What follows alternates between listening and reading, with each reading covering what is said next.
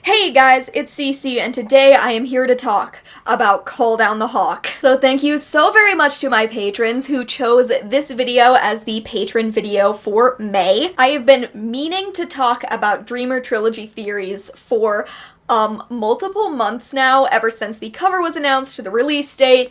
In general, I've wanted to talk about it since we got the Opal short story over a year ago, but luckily my patrons chose this as a topic for May, so today I'm going to talk about what I want out of the Dreamer Trilogy, what I think might happen, what I think is less likely to happen, character beats, new characters, everything. I'm talking about all things Dreamer Trilogy. Some of this is going to be limited to my theories for Call Down the Hawk. Some of them are going to be predictions and theories for the new trilogy as a whole. The main thing is that right now we know absolutely no spoilers because no one even has the chapter sampler yet that is going to be given away at BookCon and BEA. By the time you see this, people might have that sampler. In fact, by the time you see this, I might have that sampler, but as it stands, I do not, so I'm not going to be talking about any concrete spoilers. I am mostly going to be drawing from fandom theories, which are mostly based on stuff that Maggie has shared on Tumblr and tagged Dreamer Trilogy. She has a pretty thorough Dreamer Trilogy tag.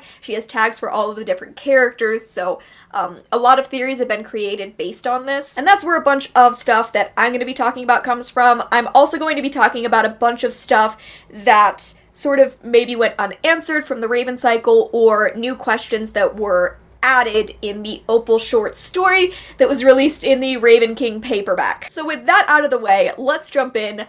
It is time to talk about Ronan Lynch and the Dreamer Trilogy. So first I'm going to cover basic stuff that is covered in the synopsis, release date, that kind of thing. So Call Down the Hawk is the first book in the Dreamer Trilogy by Maggie Stiefvater, which is a spin-off trilogy from the Raven Cycle. It's going to be following one of the main characters from this series that I love so very dearly, Ronan Lynch, as well as Adam Parrish, which has been confirmed because Maggie has posted a few different snippets that are clearly from Adam's point of view in the book. It's also going to be following Opal, Declan Lynch, Matthew Lynch, as well as a couple of new characters, including Jordan Hennessy, who Maggie has kind of been most vocal about creating. But I think we're all pretty sure that Jordan Hennessy is the character that has kind of come over from the Girl Street Racer Gang book that Maggie was originally writing that has been combined into the Dreamer Trilogy. And there's also a new character named Carmen, who I know much less about, but she is named in the Call Down the Hawk synopsis. So now let's talk about my theories going into this book that is a full 6 months away from being released.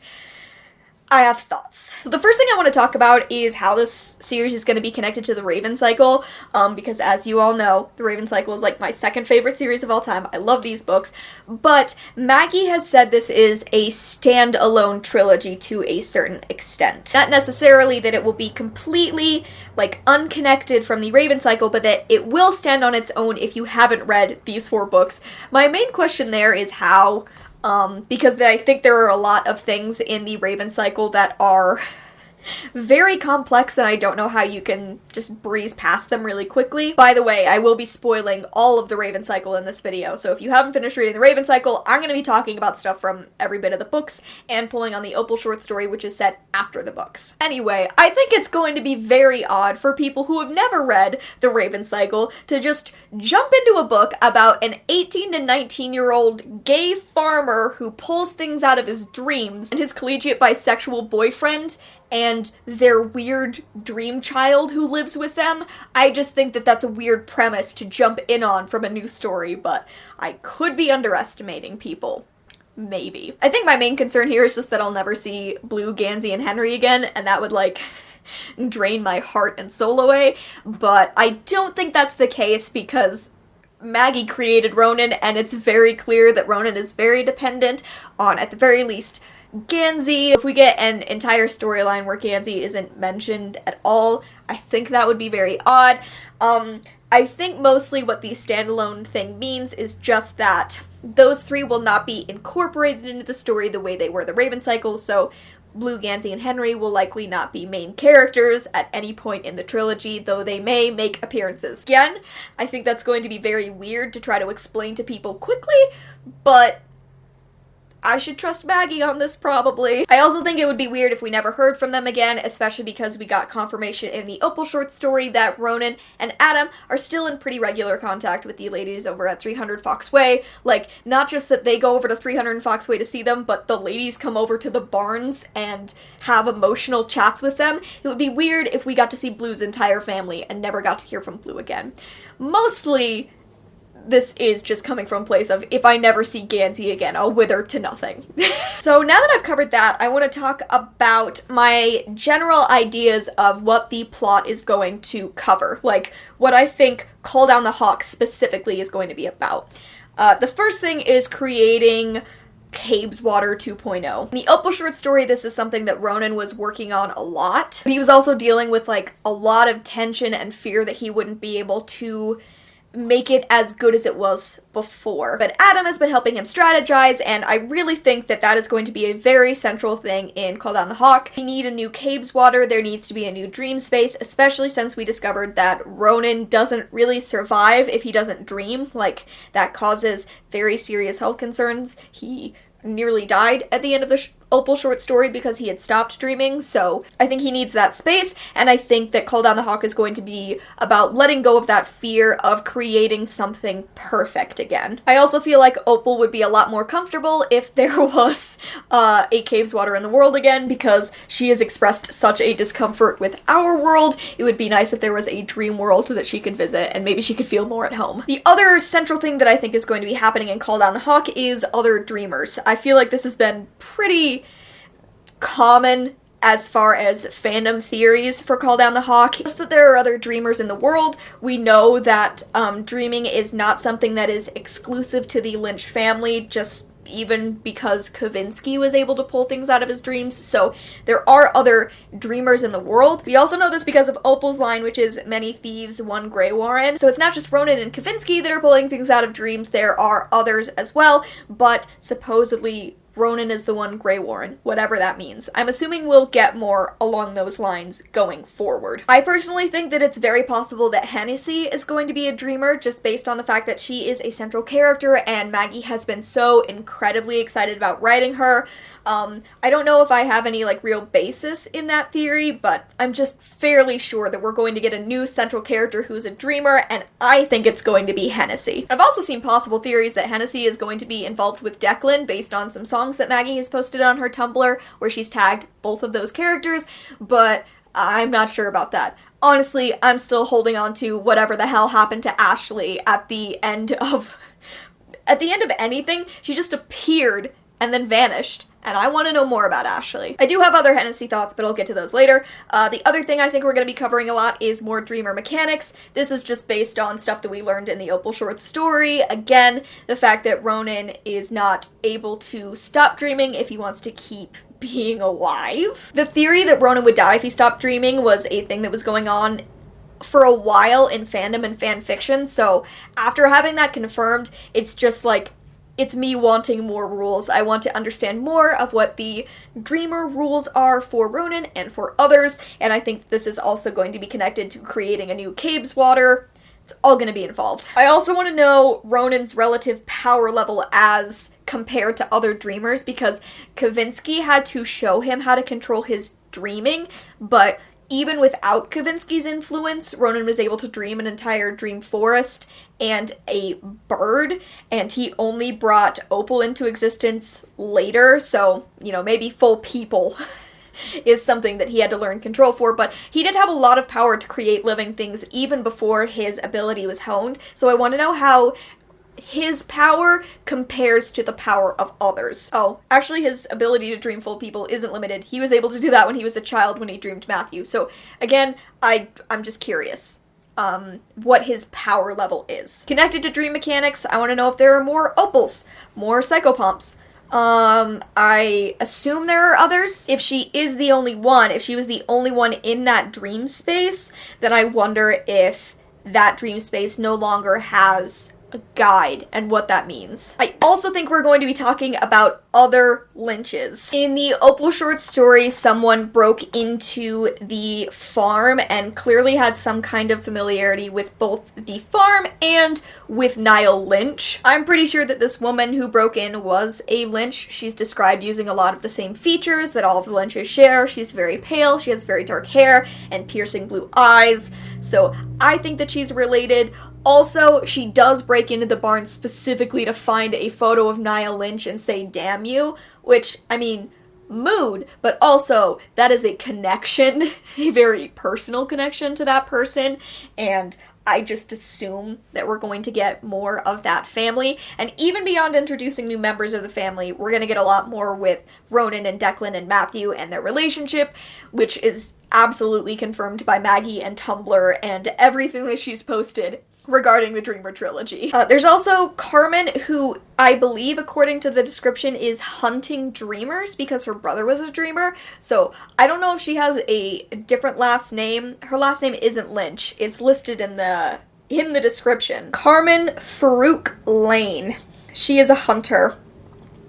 Her brother was a dreamer and a killer, and it seems like she is now hunting down dreamers. So I don't know if Maggie is, like, given her a different last name so that, like, she really is a Lynch, and that's going to be the reveal that her brother was Nile, or if it's just a totally unconnected, like, dreamer storyline. I think it would be interesting if Carmen was the girl who showed up during the Opal short story. That's my current theory as to who Carmen is. If she isn't, I'll be fine, I'll deal with that, but I think that that is possibly who she is. If she isn't a Lynch, I want to know more about the sort of expanded universe of Nile and his underground dreaming business. So if she isn't family, if that's not a Lynch storyline, then it is going to be a dreaming storyline about the enemies that Nile made in his life that he is left to Declan to deal with. I also assume we will be getting the continuing adventures of Adam Parrish, the psychic, again, as confirmed in Opal.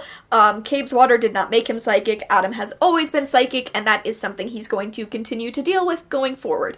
So the Foxway ladies may continue to act as advisors, but ultimately, I want Adam Parrish thriving and surviving at school while also, you know, occasionally doing super magical weird shit. Also, car races. This is a quick aside, but Maggie, as I said earlier, was writing a book about a girl car racer gang, and it got combined into the Dreamer trilogy, so I have a feeling we're going to be getting a lot more of that, and I'm guessing that's going to be something that Ronan is slowly becoming involved in his off time, because we know this boy has a history of becoming involved in car race stuff. So if he needs an entire girl gang,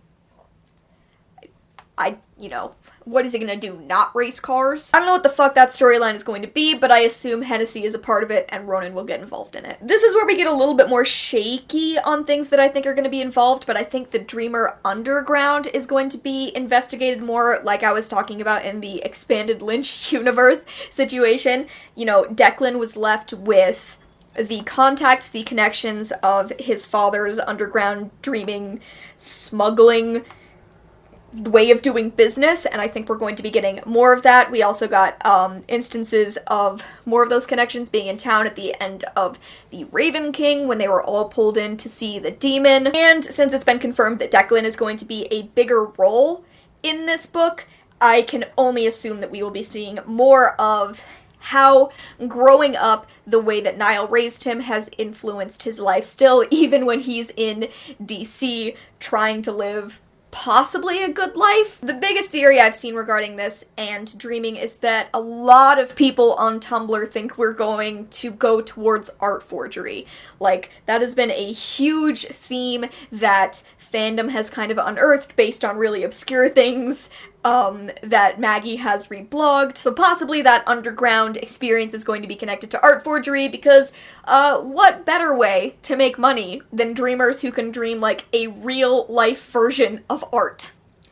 I don't know if this is true, but it would be cool if it was. Also, one of the things I think is going to be a theme over all three books is the dreamed surviving their dreamers. This was a storyline that Ronan was kind of chasing after in the Raven cycle, and we never got an answer for it. The farthest that they ever got was that Ronan's mother was able to be awake when she was in Cabe's water, despite the fact that her dreamer was gone, but it did seem like she wasn't as fully present, so I think that it is going to be something that Ronan and Declan are chasing even more, knowing that Matthew is a dream and generally fearing what that means. So that is almost certainly going to be a thing that people are trying to figure out. I have a very weird list of notes for cover feels, mostly because the cover that Maggie originally uploaded is not the official cover. There was kind of a mix-up there. At some point, we got a picture of all of the different versions that the cover has gone through, and I think some of the symbolism involved on those covers is really interesting. The snake eating itself, I think, is going to possibly feature in, mostly because Ronan is often described with snake imagery, so if he continues to be sort of self-destructive, I think that that could be what that is in reference to. More specifically, that symbol is a Ouroboros. It's a symbol of infinity or wholeness, so maybe self-destructive is totally the wrong direction to go, and maybe it could feature that.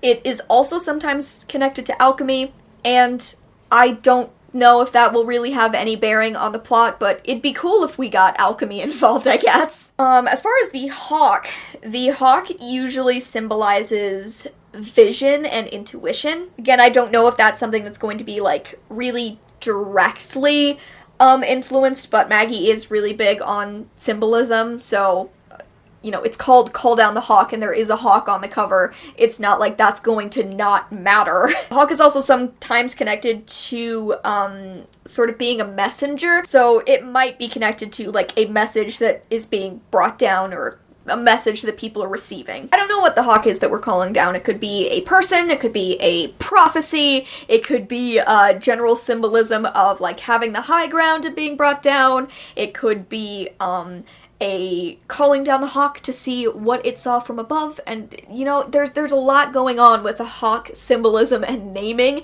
and I'm wondering if hawks are going to be like the new bird theme.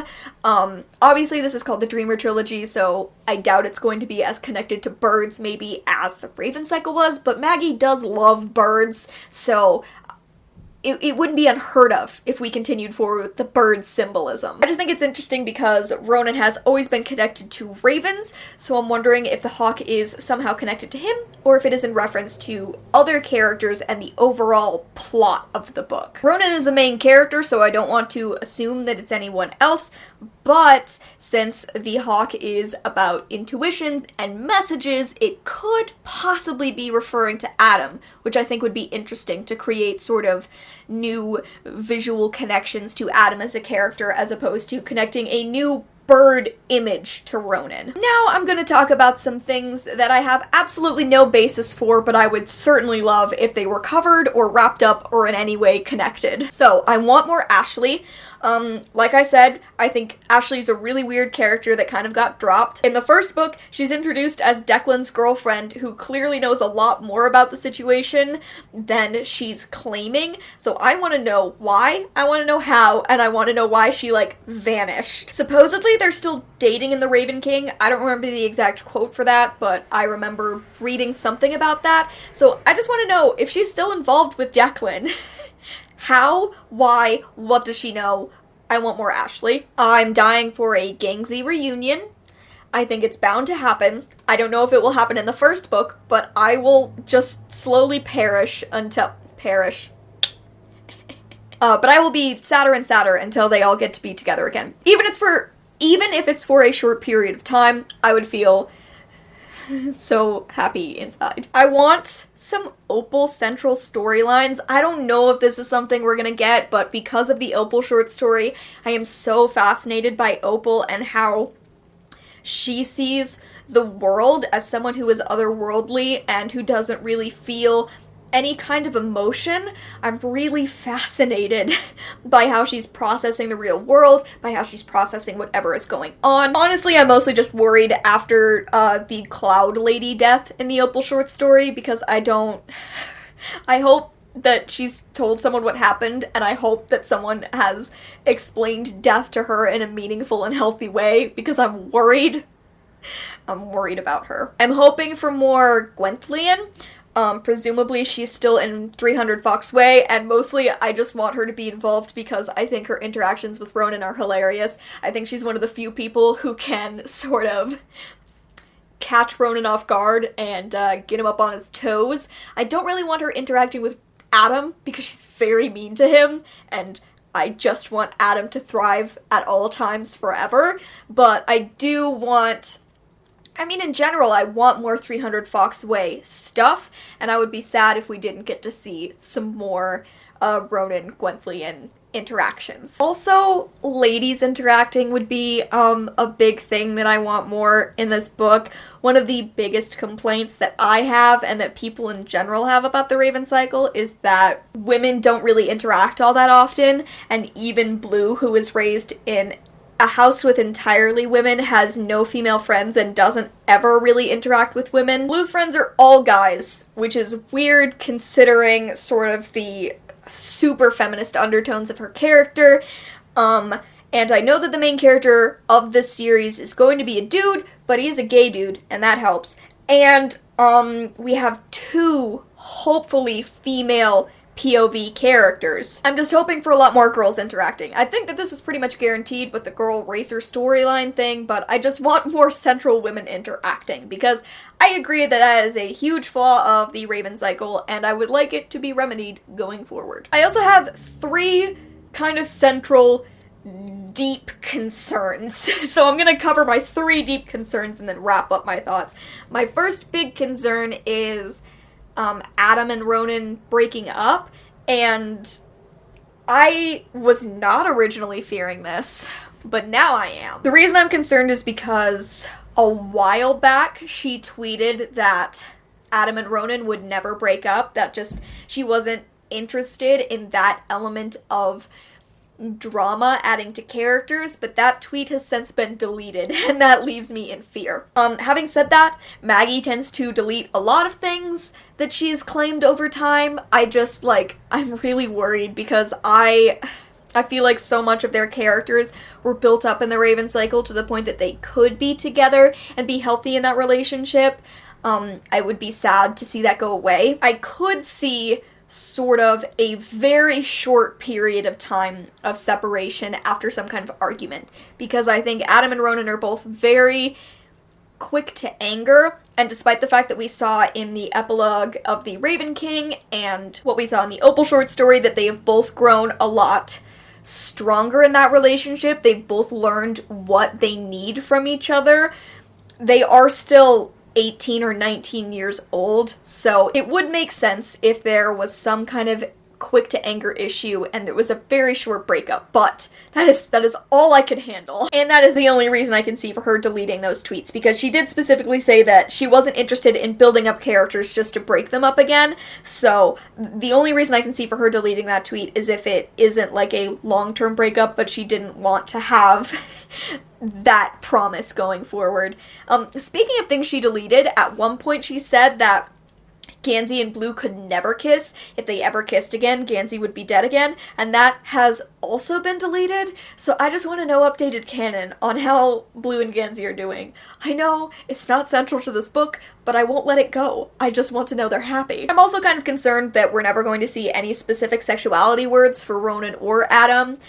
I know that it's not really Maggie Stiefvater's style to be that literal, but I just think that there would be a real power for both Ronan and Adam to come to terms with how they identify some way or another. Even if it's not her style to be that level of explicit, I think that Maggie knows that words have power, and especially for a character like Ronan to be able to explicitly say that he's gay would be a very, very big deal. I mean, both of these boys are repressed and Southern, and Adam comes from an abusive, poor household.